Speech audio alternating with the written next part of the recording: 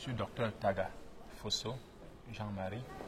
Donc, je suis pharmacien, donc diplômé de la faculté de pharmacie de Paris 5, René Descartes, à Paris. Immédiatement après l'obtention de ce diplôme, je me suis inscrit à l'ordre des pharmaciens français. Immédiatement après aussi, j'ai contacté l'ordre des pharmaciens anglais parce qu'entre-temps, avant que je ne soutienne ma thèse de doctorat, il m'est apparu que, en fait, en Angleterre, il y avait beaucoup plus de demandes de pharmaciens qu'en France. J'ai eu ma licence qui me permettait donc d'exercer en Angleterre. Et puisque je n'arrivais pas à trouver de travail sur le marché français en Angleterre, tout de suite, j'ai été nommé pharmacien manager.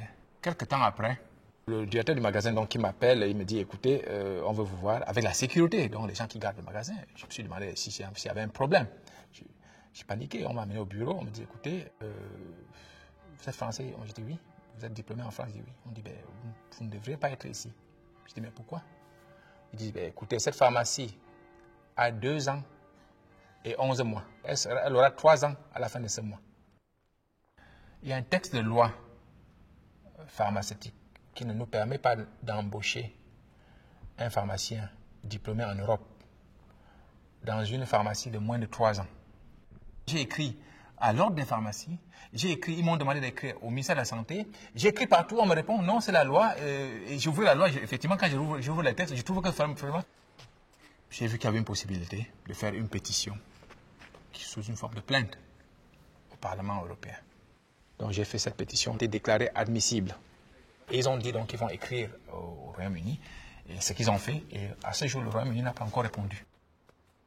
J'ai contacté la commission, et ils m'ont dit de faire ce qu'ils appellent une plainte. Ce n'est pas la même chose que la pétition. La pétition suit son cours. Avec cette plainte, donc ils vont faire une jonction avec ma pétition. Et mon rêve aujourd'hui, c'est que la Commission européenne aille jusqu'au bout. En ce moment-ci, c'est résolu. Mon rêve, c'est de pouvoir ouvrir ma pharmacie, les fameux 100 heures. La seule condition, c'est qu'elle puisse avoir 100 heures. Et mon deuxième fils va soutenir sa thèse de doctorat à l'Université de Paris 11, doctorat en pharmacie. Peut-être c'est eux qui vont peut-être en profiter.